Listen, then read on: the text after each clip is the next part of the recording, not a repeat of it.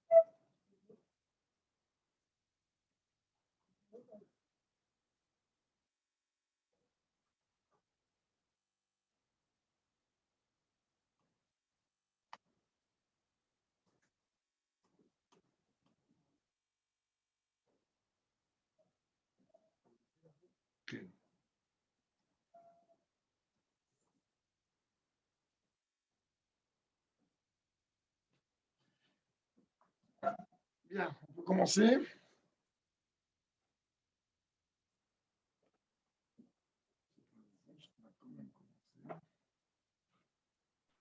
Quand vous voulez, Rav. Ok, on va y aller.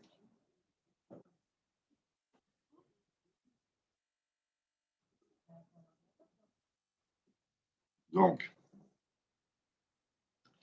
on a vu jusqu'à maintenant, dans le chapitre précédent, que on a c'est un grand débat. Souvent, le juif se plaint qu'il n'arrive pas à servir Dieu comme il se doit. Ça peut être une réaction compréhensible et normale. Le juif, il a été créé pour servir Dieu. Et il a l'impression parfois qu'il n'y arrive pas. Il essaye, il fait des efforts. Il est sincère, il fait vraiment des efforts. L'erreur que l'on commet, c'est que cette idée de se dire que en fait, le fait qu'on n'arrive pas, c'est parce que si, parce que ça, toute forme de culpabilisation, etc. Cette culpabilisation pourrait fonctionner, pourrait être acceptable, pourrait paraître vraie si on était une seule personne. Je vais m'expliquer. S'il n'y avait en moi qu'une âme divine, alors je peux dire, j'arrive pas à assumer mon travail. Mais je suis pas seul. On est au moins deux, voire trois. Le troisième, on ne va pas en parler, c'est le moteur, c'est le système, mais on est deux.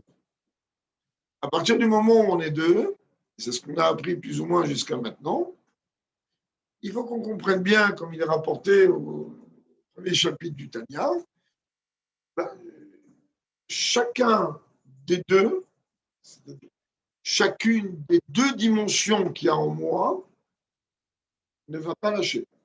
Chacune des deux veut régner sur le corps, pas à 99%, à 100%.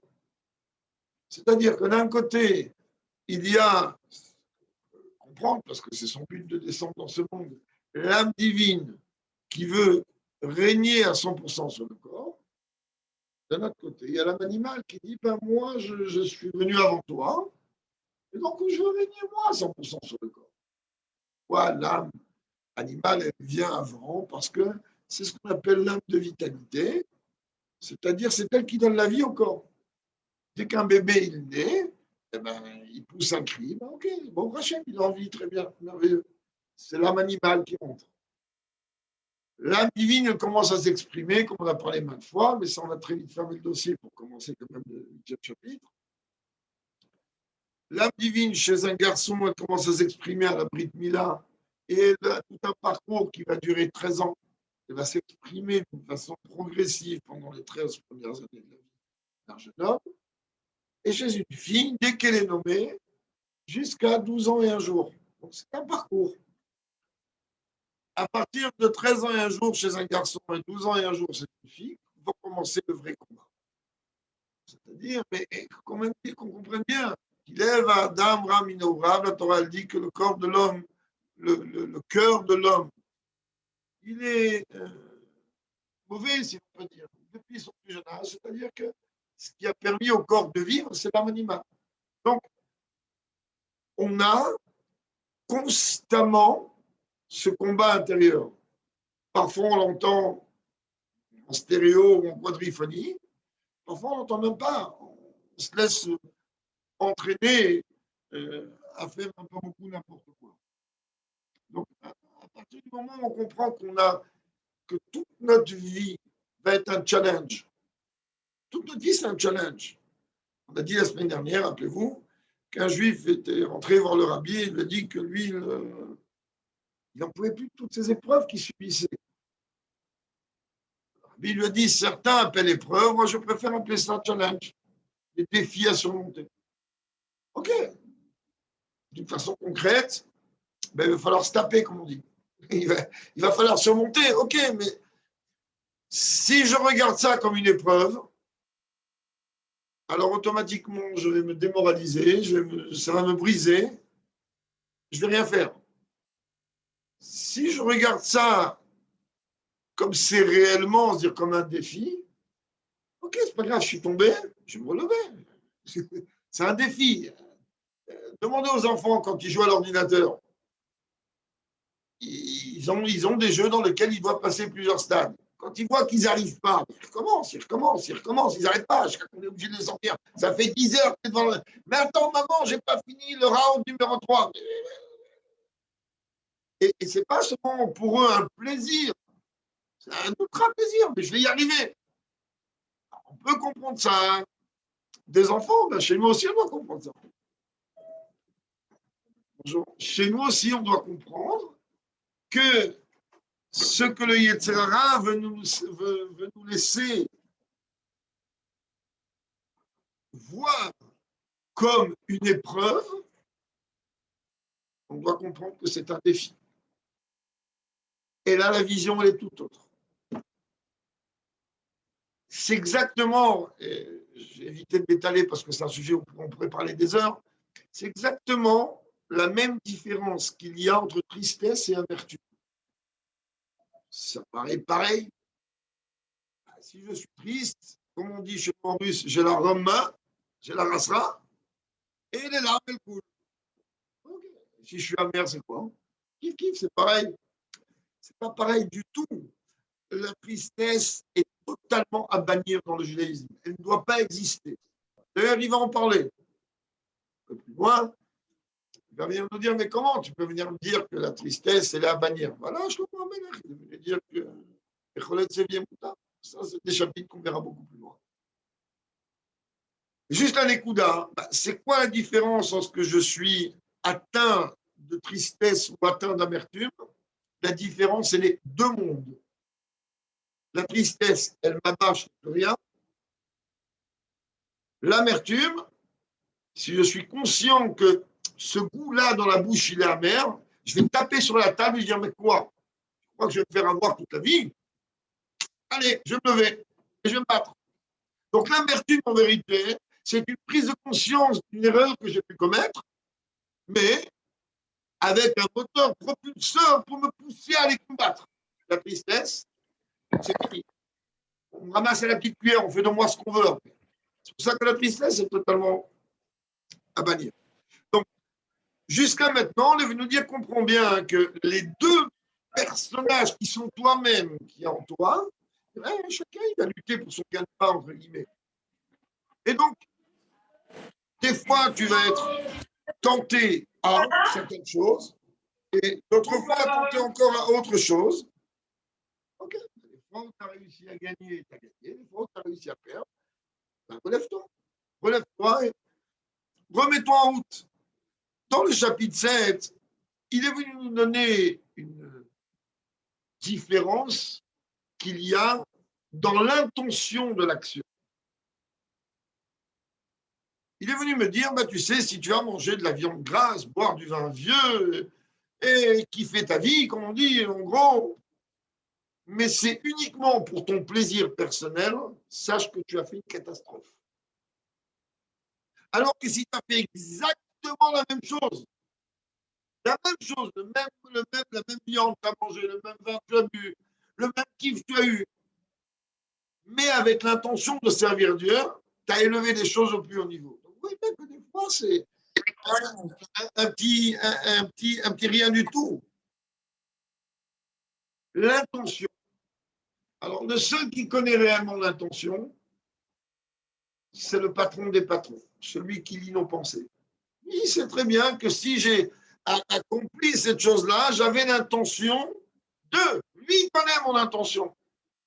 Dans la traduction des mots, j'ai mangé cette viande, j'ai bu ce vin.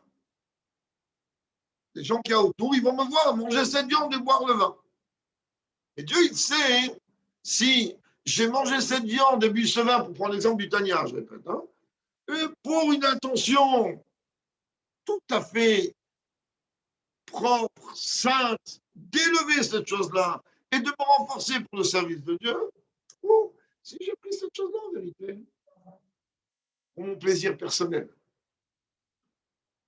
De la même manière, il faut qu'on comprenne bien que lorsque cette bouche-là qui est en train de parler, elle est en train, grâce à Dieu, de dire des mots de Torah. Mais d'où tire cette force? Il a fallu boire et manger. Il a fallu se nourrir. Il a fallu reposer le corps. Pareil. Si ce que j'ai bu, mangé et le repos, c'était uniquement pour aller, laisse-moi, je me détendre, allez, donne-moi, je bois, donne-moi, je manger, même l'étude de la Torah qui va venir derrière, elle peut être quelque part entachée. À raison de plus. Comprenez bien, tout ça, on est en train de parler de quelque chose de cachère. On n'est même pas encore rentré dans l'interdit. Pour l'instant, c'est que du permis. Ce que j'ai bu est permis, ce que j'ai mangé est permis, mon repos, mon plaisir ou mon kiff est permis. Et malgré cela, le fait que je n'utilise pas tout ça avec l'intention de servir Dieu, ça pose des gros problèmes. Mais, merci mon Dieu, du fait que c'est permis, à n'importe quel moment, je peux rattraper. C'était un peu sur ça, sur lequel on avait fini la semaine dernière. Ça aussi, c'est encore une, si on peut appeler ça une arnaque du Yetzirah, de venir laisser dans l'esprit du juif l'idée que du fait qu'il est tombé, Dieu ne veut plus de lui. Avec ça, il a gagné. J'explique. Si cette idée rentre dans la tête, il va sortir avec des drapeaux, dit d'un autre, ça, j'ai gagné. Alors, il faut comprendre que la Torah nous dit il n'existe pas un juif que Dieu rejette. Vous imaginez ce que les terrains, ils ont dit quoi? Alors, j'ai bossé tout ça pour rien. Oui, tu as bossé tout ça pour rien. Le juif, il doit prendre conscience que s'il flanche, c'est parce qu'il a, etc. Mais la base du juif, elle est cette âme divine, donc cette parcelle concrète de Dieu qui est en lui. Et c'est là, elle attend qu'une seule chose. Relève-toi, c'est bon, t'as glissé, t'es tombé. Ok, tu t'es fait bobo. Lève-toi maintenant. Et ça, lui, il dit, non, non, non, non, regarde, t'es tout ça, t'es plein de Dieu, attends, c'est parfait. Dieu ne rejette aucun juif, quoi qu'il ait fait. Et peu importe l'intention avec laquelle il a fait. Ça, c'est la dimension de Tchouba. On l'a dit la semaine dernière, il n'y a pas un cadeau plus beau que Dieu il peut offrir au peuple juif. Dieu il dit à n'importe quel moment, tu frappes à la porte, tu n'as même pas besoin de frapper à la porte, la porte elle est ouverte. Tu n'as qu'à juste venir et rentrer. C'est tout ce que je te demande. Alors, on va reprendre maintenant les termes du Tanya. Ça, c'est des sujets où on peut parler des heures. On va démarrer donc avec les deux, le chapitre 8. Il dit comme ça. Alors, nous sommes en train de parler de quelqu'un qui aurait consommé quelque chose d'interdit, d'assour. On a expliqué que le terme assour, traduit par interdit, dérive du terme assir, prisonnier. Ça veut dire en vérité que ce que Dieu interdit, il n'interdit pas pour nous casser les pieds. Il n'a pas que ça à faire. Il y a certains discours de certains rabbinim qui méritent au plus haut niveau. Quand je dis ça mérite, mais au plus haut niveau, dans des rabbinim. Ou peut-être parce que c'est des rabbinim que ça mérite. Les rabbinim, quand ils parlent de Moshe, il a fauté. Imaginez le petit juif, il arrive à la choule, il est assis, il détend comme ça. Il a envie de faire tchouva, il entend Moshe, il a fauté. Non, mais détends, si Moshe, il faute. Alors moi, qu'est-ce que je peux faire? Je ne suis pas Moshe Rabbeinu.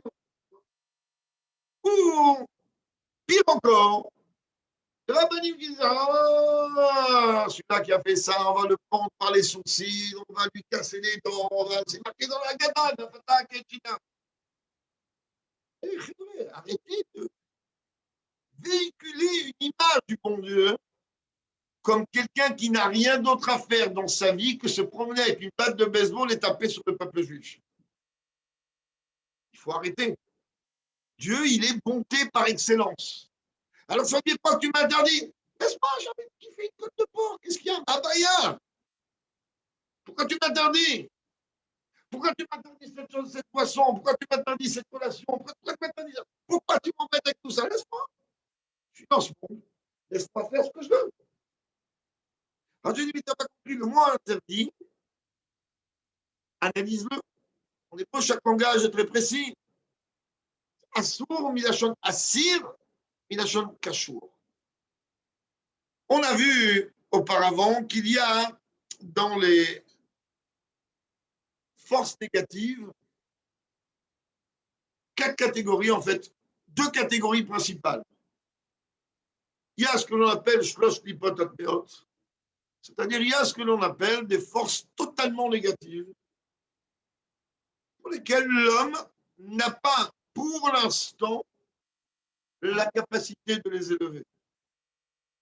Et il y a une force négative, mais elle est très sympathique, celle-là. Elle provient de l'arbre du fruit de la connaissance du bien et du mal. Alors elle est parvée, elle est moitié, si l'on peut dire, elle s'appelle Noga, l'heure lumineuse, moitié bien, moitié mal. Si je l'utilise pour faire du bien, alors je l'élève. Si je l'utilise pour faire du mal, alors je la trompe dans la boue. Mais, encore une fois, si ce que j'ai utilisé est cachère, alors je peux relever. Si ce que malheureusement j'ai utilisé est interdit, eh bien il reste totalement emprisonné dans les forces négatives. Donc Dieu nous dit, regarde, en fait, on subit jusqu'à maintenant le même système, la même épreuve que Adam Arishon. Adam Arishon, Dieu lui dit, regarde, mange, bois tout ce que tu veux ici. Juste tu vois l'arbre qui est là-bas, tu ne touches pas les fruits. Et pas toute la vie, 3 heures. Tout, il n'y a pas ni jeûne. Quand il y aurait ni jeûne, il ne va pas jeûner. j'aime manger. Et j'aime boire. Ah, il a dit, mange, bois, c'est un peu ça. Ah, celui-là, non. Eh ben, c'est celui-là que je veux. Ma gamme. Adam Alison, il a été créé des mains de Dieu. Il n'a même pas ni de papa ni de maman. Au début, au premier chapitre, la demoiselle nous dit qu'une naissance ancienne dépend des pensées des parents vers nous. Il n'y a pas de parents. Il n'y a pas de parents. Dieu qui l'a créé. Je lui dis, attends, 3 heures, tu ne touches pas à ça. Hier, à 3 heures, c'est ça que je veux. Akara. En plus, il n'avait même pas de Yitzhara en lui. Yitzhara, c'est comme si 2 personnages. Il y a le bien, il y a le mal. Comme quelqu'un qui vient discuter. Et il est quand même tombé dans le panneau. C'est un très, très, très, très long débat. Et d'une façon concrète, le fait que Dieu ne lui a pas interdit de consommer cette chose-là d'une façon définitive, mais seulement pendant 3 heures, et d'après une autre opinion, 18 minutes, c'est encore pire. On va arrêter avec l'opinion moins dure. C'est tout simplement parce que mon père, à la vache à l'homme, il me répétait souvent quand j'étais enfant, tu sais, mon fils, rien n'est interdit dans la Torah. Rien. Rien n'est interdit. Ça, il n'y a rien d'interdit. Non, rien d'interdit. Chaque chose, elle a un temps. Il y a un temps pour chaque chose. Aujourd'hui, tu ne peux pas. Dans 10 ans, tu pourras. Pareil, quand on est en train de parler de Machalot à Surot, prenons le cas du porc qu'on a pris tout à l'heure. Pourquoi tu m'interdis le porc? Qu'est-ce qui t'a fait le porc? Très bien le porc, qu'est-ce qu'il a? Vous savez, je pense que chacune a déjà entendu cette réponse. Un jour, un scientifique, il a posé la question au rabbi, il lui a dit, c'est un chimiste. Il a dit, rabbi, je ne comprends pas pourquoi la Torah, elle interdit la viande de porc. Il n'y a aucune différence entre la viande de porc et la viande de bœuf quand on les analyse chimiquement. Le rabbi aurait pu dire, mais je ne comprends pas, la loi de Cachot, c'est des routines, c'est des lois qui ne rentrent pas dans la logique. Il aurait pu lui dire ça. Dieu, il a ordonné, on doit faire. Le rabbi a dit, oui, c'est vrai. Il a dit seulement, la mie de pain, le sucre et la strychnine ont la même composition chimique. La strychnine, c'est un poison décomposant du cyanure.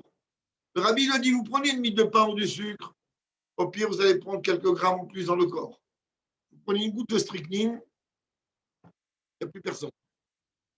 C'est-à-dire que le rabbi a utilisé le même qu'un chimiste. Si tu veux parler chimie, je vais te répondre chimie, mais je vais t'expliquer en vérité que pour l'instant, le porc, tu ne peux pas le manger parce que c'est de la strychnine. Tu ne peux pas.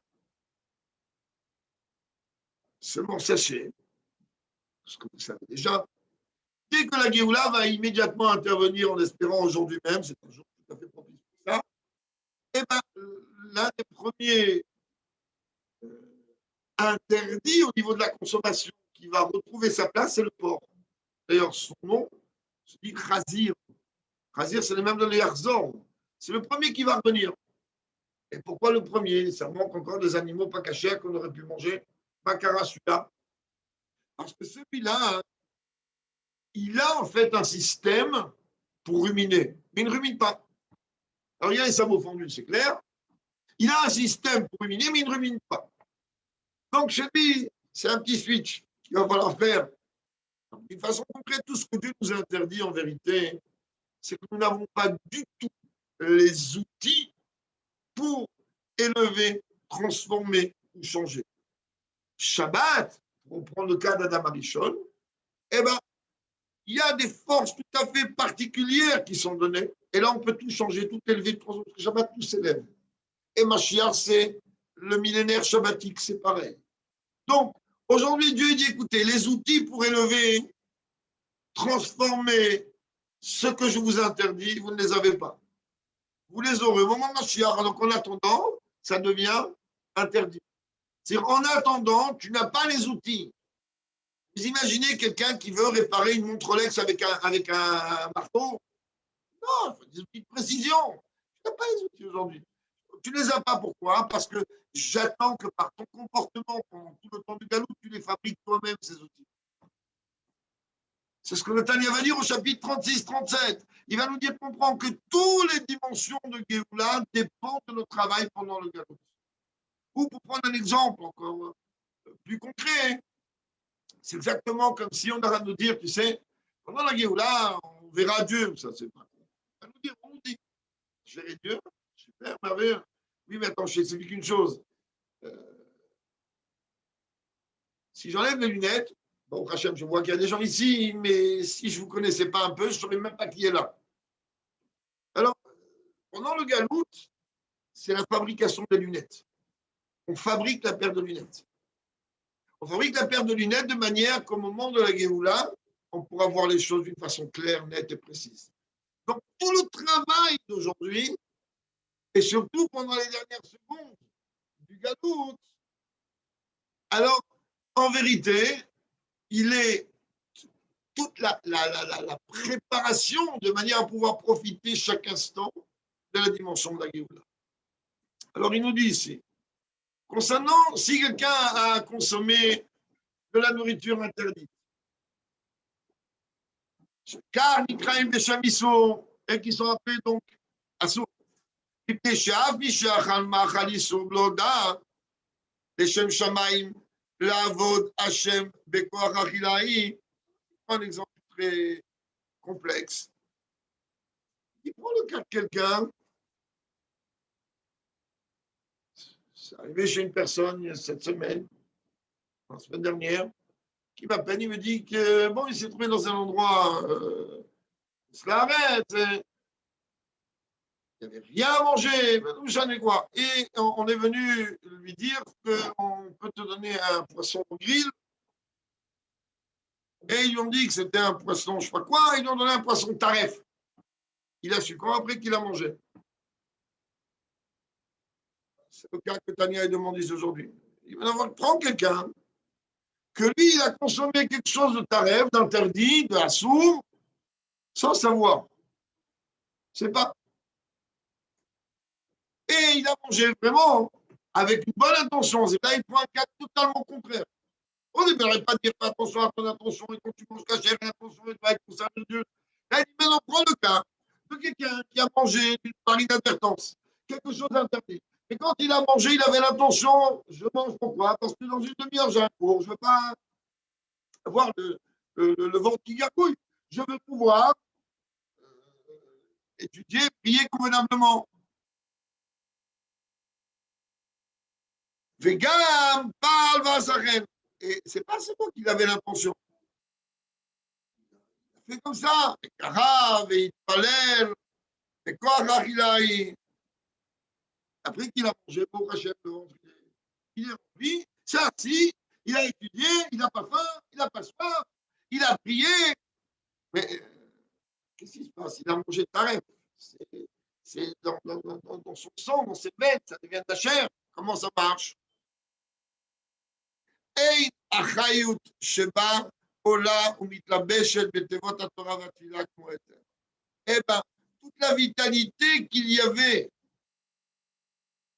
que cette nourriture est venue lui donner, elle ne peut pas du tout s'élever. Pourquoi? Pourquoi? Parce qu'il y a, je ne savais pas, je n'ai pas fait exprès de manger pas cachère. Je ne savais pas. Et maintenant, j'ai étudié, j'ai mangé, j'avais faim, j'ai un chiour dans une demi-heure. Je ne veux pas aller le ventre vide. J'ai mangé, j'ai bu, je me suis fait avoir. Je ne savais pas que cette nourriture était interdite.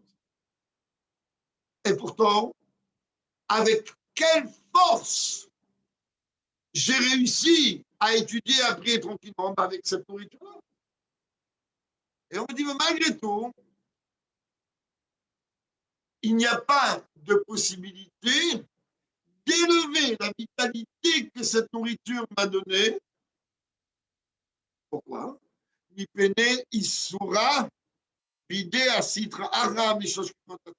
Parce que tout simplement, qu'est-ce qu'on vient de dire? Que tout ce que Dieu interdit, c'est tout simplement quelque chose qui est emprisonné dans un système où il n'y a pas de possibilité de rattrapage. Il n'y a pas. Au jour d'aujourd'hui, il n'y a pas. En vérité, on a déjà dit, quand on est en train de dire il n'y a pas, hein, il n'y a pas dans un système courant.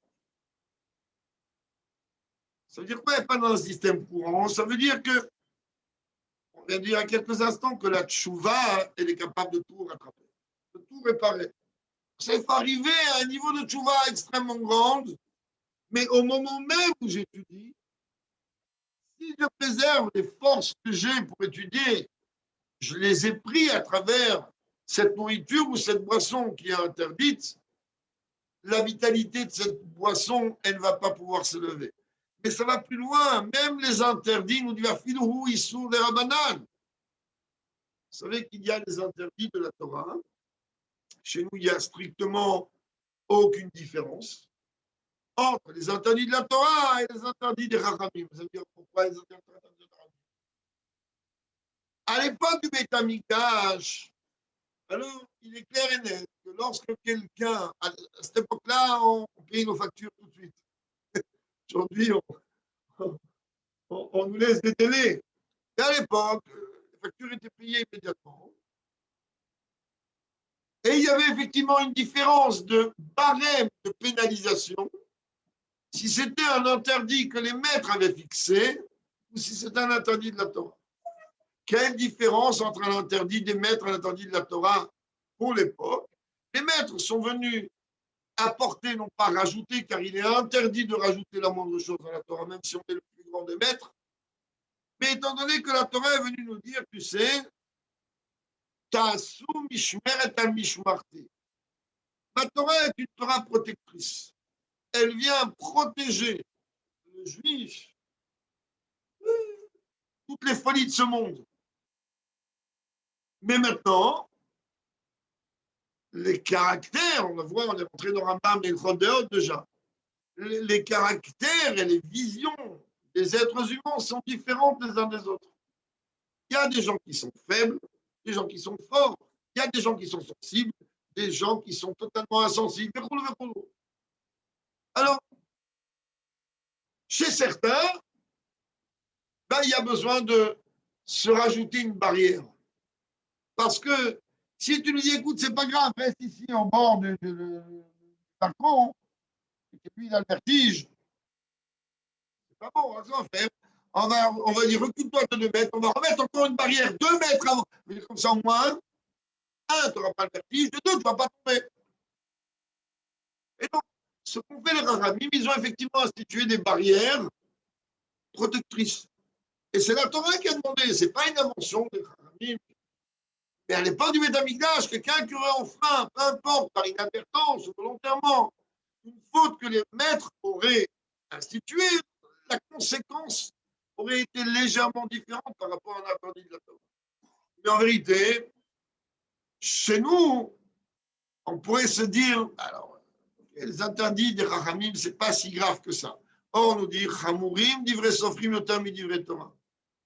Le Talmud enseigne de Dieu nous dit, aux yeux de Dieu, il faut que tu comprennes bien que les interdits que les Rachamim ont institués, eh ben, ça a une vision beaucoup plus stricte que les interdits de la Torah. Pourquoi?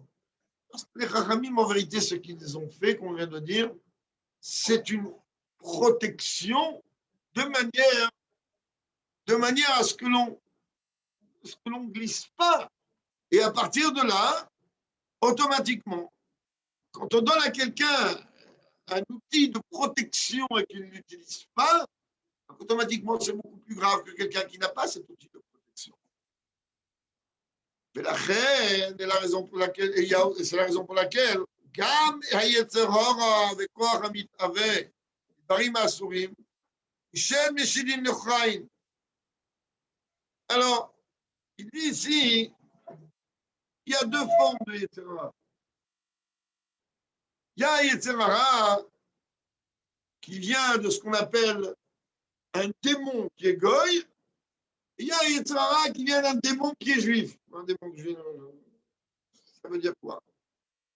Alors il dit tout simplement, il faut qu'on comprenne bien, un juif, étant donné qu'il a une âme divine, et que même le corps d'un juif émane d'une dimension qui est beaucoup plus élevée que celle que les goïms ils ont, totalement différente d'ailleurs. Alors, automatiquement, un juif, à la base, il n'est pas fait pour pouvoir désirer des choses totalement interdites. Et pourtant, oui, on est tenté vers des choses totalement interdites. Alors, il dit, tout simplement, ça provient d'une dimension qui est liée avec ce qu'on a appelé tout à l'heure, donc, les shlosh pipotat meot, ces forces négatives qui, pour l'instant, nous n'avons pas la capacité d'élever ou transformer.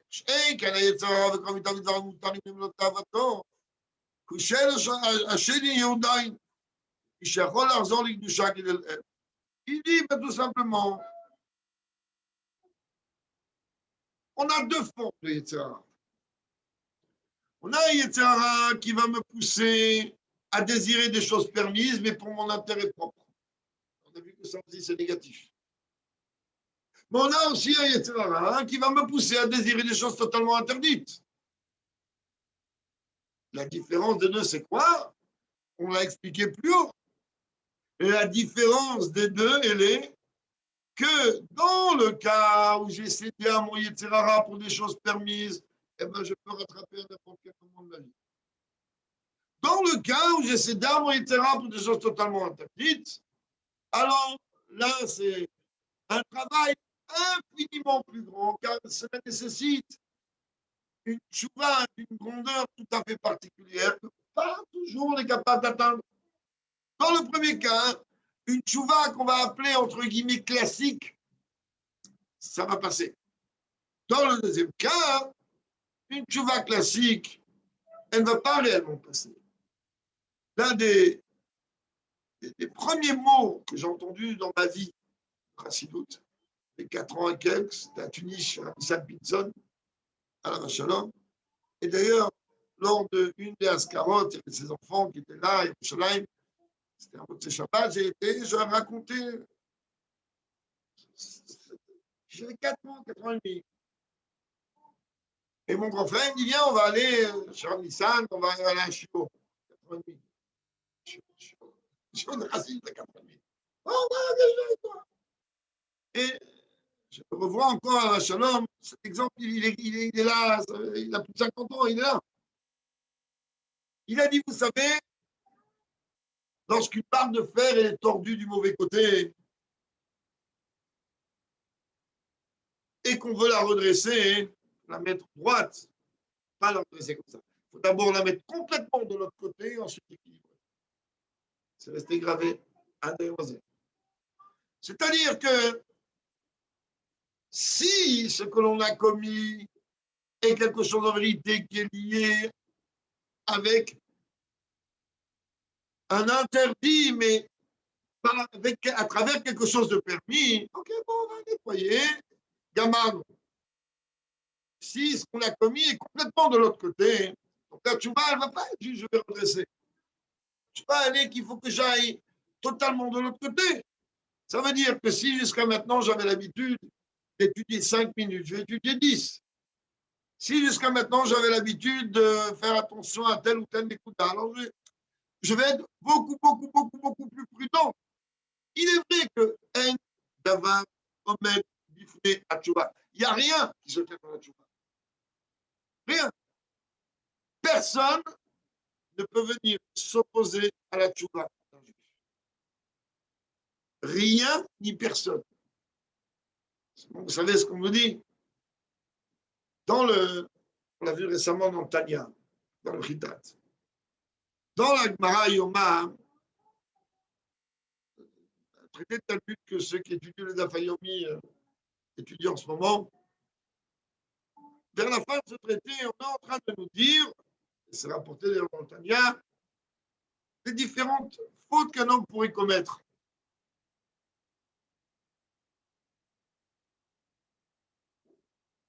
Alors, s'il a commis une faute sur quelque chose de mise à positive, alors ça se passe comme ça, mise à négative, ça se passe comme ça.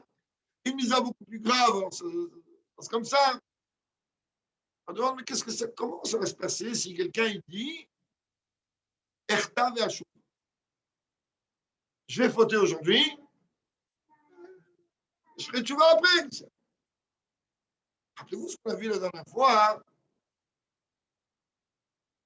au dernier shiur, il me semble, que Dieu il dit, mais écoute, si quelqu'un vraiment il arrive à faire tchouva du niveau le plus bas, eh ben ces malus ils deviennent des bonus. C'est-à-dire, en vérité, on veut récompenser ta chute. On a expliqué que ne faut pas jouer avec le feu. Oui, la chute peut être récompensée si j'arrive à revenir. Mais regardez comment Dieu se comporte. Dieu se comporte avec nous comme nous on se comporte avec lui. Qu'est-ce que j'ai dit à Dieu? Regarde, laisse-moi tranquille aujourd'hui, je vais faire ma petite avéra, en m'attend d'avéra, je suis mort. Tant qu'il pour, il arrive, c'est dans moins de 3 mois, on va discuter. Un petit peu d'oignon, un petit peu de trucs, et les larmes vont couler toutes seules. J'aime de penser comme ça. Laisse-moi aujourd'hui faire ce que j'ai envie de faire. On verra. Et Dieu dit, laisse-moi, on verra. Ce que tu veux, tu es libre. Tu peux lever le bras, tu lèves le bras. Baisser le bras, tu baisses le bras. Tu lèves le bras, tu ne vois pas. Ce que tu veux. Je te laisse faire ce que tu as envie. N'oublie pas que chaque chose, elle a un barème. Si tu as un foie délicat et que tu manges 3 pots d'harissa, tu vas avoir un problème. C'est ton problème, c'est pas le mien. On t'a expliqué comment les choses fonctionnent. On a dit, les gens ils s'imaginent que Dieu ne punit rien du tout. Dieu il dit, mais pas les doigts dans la prise, tu vas t'électrocuter. On met les doigts dans la prise, on dit, ah, t'as vu, t'es méchant, tu m'as électrocuté. Non, je t'ai dit qu'il y a du courant. Non, c'est pareil. Donc, qu'est-ce qu'on dit à Dieu? Erta, Vachou. Laisse-moi fauter aujourd'hui. Demain, je ferai tout. C'est ce qui va se passer demain. Imaginons que demain, je me lève, j'y allais voir. Je vais faire tout aujourd'hui. Il va y avoir une petite voix intérieure. Demain, fais tout. Ah, attends, ça vous en. Demain. Demain, il arrive 120 ans, je n'ai jamais fait tout. C'est les mêmes mots que moi j'ai utilisés. Demain, je fais tout. C'est la raison pour laquelle tellement c'est marqué. À Omer et Tavachouv, c'est pas marqué qu'on ne lui pardonne pas. C'est donné, c'est dit, elle notnim biyado la sotuba. On dit dans le langage de la rue le pourrir jusqu'à qu'il va prendre pas de chemin. On va laisse tomber demain. Allez, vas-y, ça doit faire tout aujourd'hui. Après ça.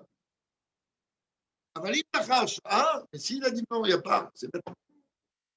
Sa tchouva, elle est acceptée. Donc, vous imaginez un peu la grandeur. Dans le cas des choses totalement interdites, comme la nourriture interdite, des choses que c'est devenu. La nourriture, c'est quoi? Ça devient ma chair, mon sang. Comment je vais faire? C'est interdit. Je ne peux pas élever jusqu'à ma chair. Non, ce qui était permis, ok, j'ai fait un kiff, un très grand kiff, un supra grand kiff et tout ce qu'on veut. Ok, c'était cachère. Avec une tchouva, je vais élever. Mais là, comment je vais faire? Alors, il est vrai que pour ça, il faut une tchouva d'un très haut niveau. Et que, d'une manière ou d'une autre, un juif, quand il est conscient, faute grave, alors oui, il est propulsé à une tchouva qui est d'un niveau tellement grand. C'est ce qu'il nous dit ici. Kol makom, kodem sherazar l'ikdusha ou sitra avec l'ipar. Il nous dit dans le, faut pas non plus qu'on se trompe dans les choses permises. C'est pas grave, c'est permis. J'ai pas fait tchouva, mais ça fait rien. Je dis non. Tant que tu n'as pas fait tchouva, ces choses permises là, ben, elles sont quelque part emprisonnées. À la différence du fait que c'est quelque chose de permis, je suis à la clé de la cellule, quand tu veux. Il y a un prisonnier, il est à moi, mais j'ai la clé. C'est le moment où j'ai la clé. À n'importe quel moment que je veux, je peux ouvrir, t'es libre.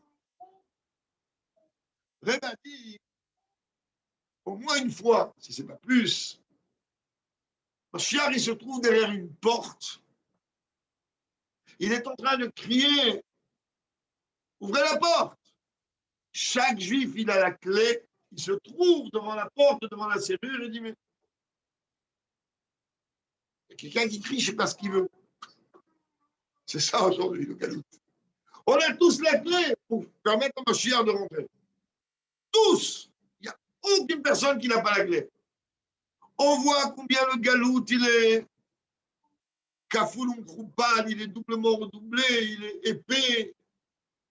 Et on est en train de se dire, mais je ne sais pas quoi faire. Alors, qu'on comprenne bien qu'il y a, la Torah nous dit, Barati et Tzerara. Dieu dit, moi j'ai créé le Tzerara. Barati le Torah Tavli.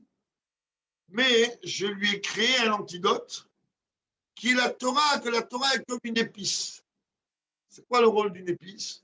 Vous devez savoir certainement mieux que moi. C'est ce qui est en train de parfumer et de donner du goût. C'est-à-dire quoi? Je crois que le Yetzirara, lui,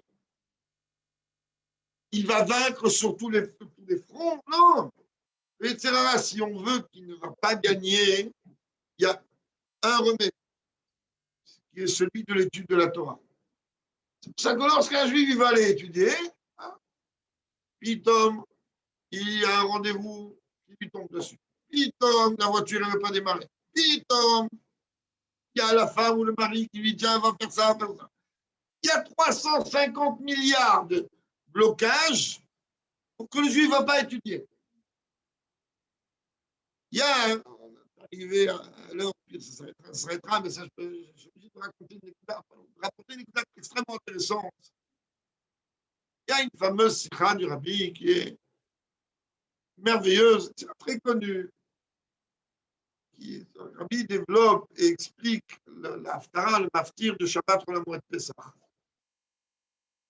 L'histoire de la sikha de Hatzamot et Veshot, des ossements desséchés, ça représente des juifs qui se sont éloignés, extrêmement éloignés, etc. Qu'est-ce que Dieu dit au prophète Yereskia? Il est en train de parler, si on veut prendre l'image que cet Haftara véhicule, il est en train de parler qu'il faut s'adresser à des juifs qui se sont éloignés à des milliards de kilomètres. Alors, comment il faut faire? Dieu il lui dit à Yereskia, va et porte-leur Dvar Hashem, la parole de Dieu. Il aurait dû dire Divrei Hashem, les paroles de Dieu. Et non, avec un mot de Torah, un juif peut faire Tchouva. Alors vous rigolez, moi aussi je rigole, venez on rigole ensemble, c'est bien. Un mot de Torah, un juif qui est à des kilomètres, il va revenir, un mot. Je ne sais pas, c'est quoi un mot de Torah? Puisque la Torah, c'est la parole de Dieu, la sagesse de Dieu. Dieu, tu sais pas ce que c'est. La Torah, encore moins. Donc pour toi, tu rigoles quand on te dit avec un mot de Torah, tu peux faire Tchouva. Un mot, ce n'est pas un exemple, c'est une réalité. Alors après, on va rentrer dans tout le Yaj Redouna, dans le soldat au diode, mais de chaque côté. Chaque lettre, c'est un trésor. Un mot. Dans la vie concrète, on a vu, oui, des gens revenir à la Torah avec un mot dedans. Un mot. Et je vous garantis, pas deux, un. Vous savez, c'est comme dans les banques. Je ne sais pas s'il y a ça encore aujourd'hui. En tout cas, à l'époque, il y avait des vitres blindées. Ils avaient peur de hold-up. Aujourd'hui, ils ont d'autres systèmes. Des vitres ultra épaisses. Et ces vitres ultra épaisses-là, elles ont, je ne sais pas comment on appelle ça en physique, peut-être que vous avez fait des études, moi non, mais il y a un point, hein, que ce point-là, il fragilise toute la vitre. C'est-à-dire, vous pouvez prendre un marteau, ce que vous voulez, taper sur la vitre, tirer des balles de revolver dedans, la vitre ne bouge pas. Vous pouvez prendre une aiguille à tricoter, vous tapez sur ce point-là, toute la vitre, elle s'en va. Ça a un terme en physique, je l'ai oublié. Non, jamais. Un juif, c'est exactement pareil. Un juif, il a une âme divine. Il peut venir à des centaines de milliers de cours de Torah, tant qu'il n'a pas entendu le déclic, le mot, il peut rester un roc, il ne bouge pas. Il arrive une fois, il entend un mot. Makama, qu'est-ce qu'il t'a dit? Je ne sais pas. Et qu'est-ce qu'il a dit? C'est exactement, vous pouvez prendre une porte blindée, le code c'est une touche, sans faire exprès, appuyer cette touche, la porte elle s'ouvre. C'est exactement pareil. C'est comme ça Mashiach aussi. On dit, ouais, Mashiach, il est où? Il est où? Il est où? Alors, 300 milliards de fois, je donne ce même exemple, ici même, dans ce même endroit. Moi, je vois Mashiach comme ça. Ça regarde que moi, ça m'engage que moi. Je vois une fille juive ou une femme juive en train de donner une boîte de bougies. Et au moment où on traite la boîte de chauffarite sonne. Il manque à rien pour le dévoiler. Ah, peut-être que Mashiach manque juste cette femme-là. Elle accepte. Je veux dire, pourquoi tu n'as pas pris l'exemple des tefilines? Ah, t'es misogyne, toi. Il y a que les femmes qui doivent faire tchouva. Non, pas du tout. Les tefilines, ça prend plus de travail. Vous montrez que c'est même pas un grand travail. Prends la boîte, prends dans ta main, t'as même pas allumé. T'as accepté, c'est fini, c'est ça que je cherche. De la même manière, on comprenne bien que lorsque le Baal Shem Tov, j'ai dépassé l'heure, lorsque le Baal Shem Tov, il a la fameuse lettre dans laquelle il raconte qu'il a fait son ascension, je ne sais pas ce terme, que sa Neshama s'est élevée à Rosh Hashanah, et qu'il a vu Mashiach, il lui a dit quand tu vas venir. Il a dit lorsque tes sources, elles vont se répandre à l'extérieur. C'est-à-dire, pas les sources. Il lui dire parce que la Torah elle va se répandre à l'extérieur. Ça, il faut aller voir un digne dans le digne des mikveh. Dans Mikvaot, il y a plusieurs catégories d'eau qui purifient. La Torah elle dit là-bas dans Mikvaot, Memayan, les eaux de source, Metaher afilu b'mashem. Même la plus petite goutte, elle est capable de purifier. Ça veut dire que parfois, on n'a même pas idée. De la même manière qu'on est conscient qu'avec un mot malheureux, on peut détruire quelqu'un, Dieu préserve, on comprenne bien qu'avec un mot heureux, on reconstruit quelqu'un. Et ça, c'est un mot de Torah. Alors, quand on veut se renforcer dans l'attachement à Dieu, il n'y a pas de secret. Se fixer un chiour de Torah, on le fixe avec des boulons. Et on se dit, il n'y a pas de téléphone, il n'y a pas de femme, il n'y a pas de mari, il n'y a pas d'enfant, tout le respect qu'on leur doit chez Rio Adolam, il n'y a rien. J'ai mon chiour, mes chiourim, et ça, c'est comme ça. C'est fermé à boulon. Et avec l'aide de Dieu, on ne sait pas. Dieu, il est tellement grand que des fois, arriver dans un chiour et entendre le mot qui va m'aider à surmonter une chose que je n'ai jamais réussi à surmonter jusqu'à aujourd'hui. Qui va m'aider à avancer, à évoluer. Que Dieu, il fâche, puisqu'aujourd'hui, on est 20 Tammuz.